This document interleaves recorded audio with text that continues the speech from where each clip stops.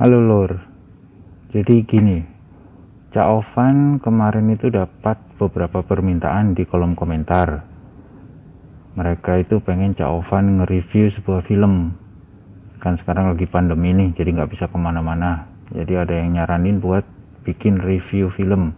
Nah, salah satu film yang disaranin oleh mereka atau yang direkomendasiin oleh mereka adalah film Mulan yang saat ini lagi tayang, ya kan? Nah, memang sih Cak Ovan menunggu-nunggu banget film ini. Apakah filmnya sebagus ekspektasi Cak Ovan atau bagaimana? Kita mulai saja reviewnya sekarang.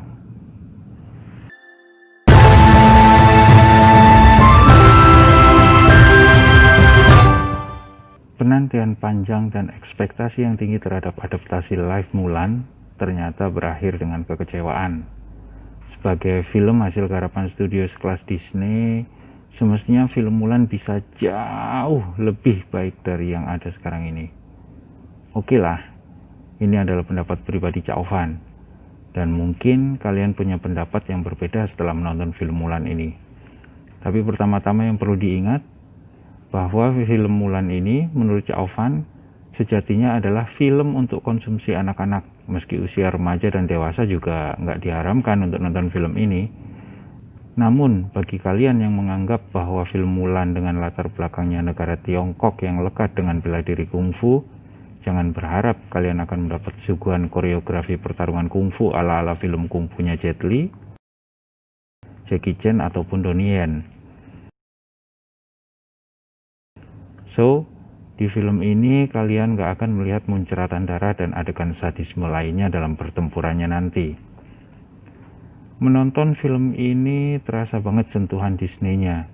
Cak Ovan merasakan sentuhan Disney itu langsung pada saat scene-scene awal di film ini. Mulai dari warna-warna yang digunakan, baik dalam properti pakaian maupun setting lokasi.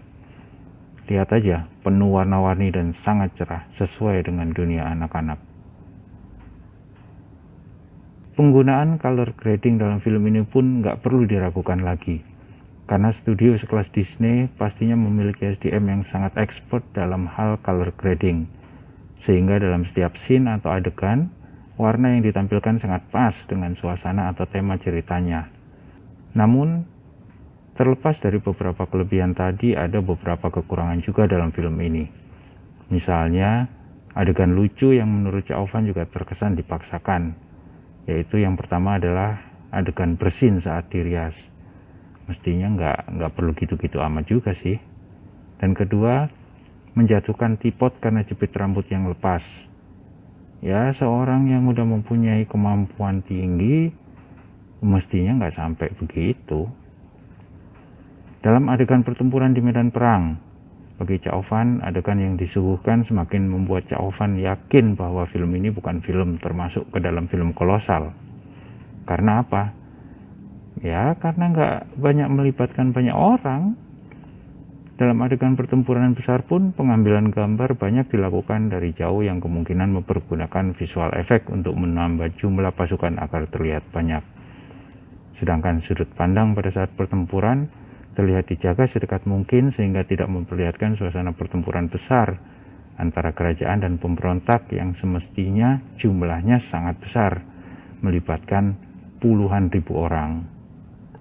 Kemudian soal polemik tiadanya kehadiran Mushu dalam film adaptasi live ini, ya seperti kalian tahu, Mushu, sang naga kecil sahabat Mulan itu, di film ini digantikan kehadirannya oleh penampakan burung Phoenix yang selalu membimbing dan menjaga Mulan. Terhitung sekitar 5 kali kalau nggak salah ya, Phoenix muncul di film ini. Yang pertama saat Hua Mulan tersesat ketika berangkat ke barak tentara menggantikan ayahnya. Kedua, saat Mulan bertransformasi menjadi Mulan sesungguhnya di Gunung Belerang ya, kalau nggak salah juga. Ketiga, saat Mulan kembali ke barak untuk memberitahu Komandan Tung. Keempat, saat Mulan memimpin pasukan ke kota raja untuk menyelamatkan Kaisar. Dan yang kelima, saat Mulan menerima pedang dari Kaisar, serta menimbang-nimbang apakah dia menerima penawaran Kaisar untuk menjadi pasukan pengawal Kaisar. Beberapa adegan yang terkesan memaksa juga bisa kalian temui sih pada adegan transformasi Hua Juan ke Hua Mulan misalnya. Dalam adegan tersebut, transformasi Mulan menjadi dirinya sendiri juga kurang greget sih. Adegan memaksa lainnya adalah saat penyelamatan Hong Hui dari longsoran salju. Saat Hong Hui digulung longsoran salju, Mulan dengan piawainya berkuda di sebelahnya dan menyelamatkan Hui. Bahkan terkesan ya santai-santai aja berkudanya. Padahal logikanya dengan longsoran salju seperti itu, kuda Mulan mestinya juga nggak bisa lari di dalam longsoran salju kan. Tapi yang namanya film ya sah-sah aja, dibikin seenak mungkin, se-enjoy mungkin, sedramatis mungkin, ya suka-suka mereka lah. Dan satu lagi, coba perhatikan kota raja kerajaan yang sangat-sangat luas, tapi ketika seluruh penjaganya dikumpulkan, lah kok cuman seumprit. Sebuah kerajaan besar hanya memiliki penjaga dan kota raja sampai kosong tanpa penjaga. Lah kemana mereka semua? Dikumpulin kan juga sebenarnya pengawal-pengawal kaisar dong, bukan semua penjaga kota. Kalau sebuah ibu kota penjaganya dikumpulin dan cuma segitu, nggak masuk akal banget. Peran para pemain berkelas seperti Gong Li, Donnie Yen, dan Jet Li juga kurang dieksplorasi sih menurut Chaovan di film ini. Donnie Yen seperti hanya menjadi pelengkap dengan atraksi kungfunya. Sedang Jet Li, meski dengan dandanan kebesaran kaisar dan dibalut background yang wow melalui editing, tapi masih nggak nampak juga aura keagungannya. Adegan Mulan mengejar Xian Liang yang jadi burung melewati atap-atap juga seperti telah dipersiapkan benang merahnya sedari awal film. Lihat aja, sinyal itu diberikan di awal film yang menunjukkan Mulan kecil mengejar ayam di atap. Nah, ketika gedenya, Mulan mengejar Xian Liang di atap-atap istana kota raja. Jadi nggak terkesan ujuk-ujuk gitu kan. Semua kekecewaan yang semakin menumpuk dari awal film akhirnya mencapai klimaksnya saat di akhir film.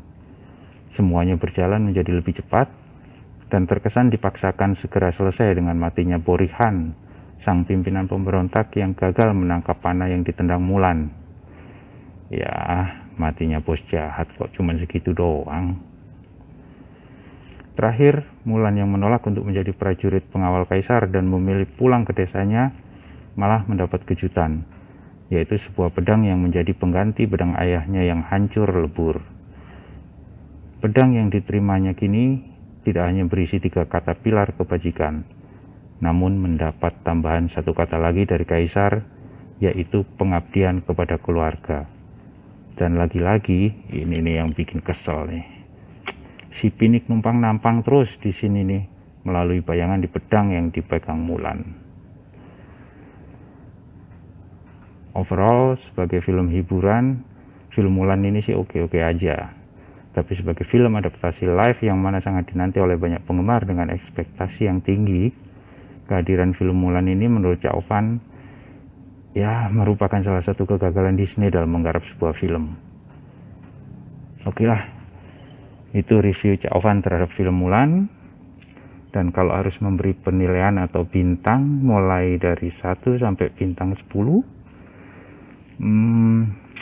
Chaovan beri nilai untuk film Mulan ini 5,5 bintang. Kalau kalian setuju, silahkan tulis di kolom komentar ya. Tapi kalau nggak setuju, tulis juga di dalam komentar. Akhirnya, terima kasih sudah menonton review ini dan wassalam.